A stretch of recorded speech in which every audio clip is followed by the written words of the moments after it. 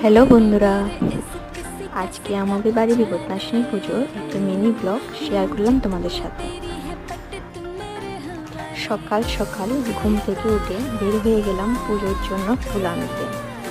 তারপর ফুল, বেলপাতা, তুলসী পাতা সব নিয়ে বাড়িতে চলে আসলাম। আর হ্যাঁ, পুজোটা মা করেছিল। এখানে মা কলা পাতাতে তেল আর সিঁদুর দিয়ে বিপত্তারিণী মাকে আঁকছে। তারপর মা ফল কেটে খুব সুন্দর করে পুজোটা গুছিয়ে নিল।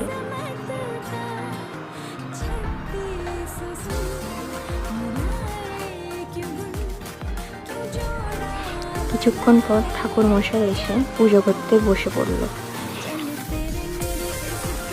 তারপর মা বিপত্তারিণীকে অঞ্জলি দিয়ে দিলাম। এখন মা পাঁচালি করে নিচ্ছে।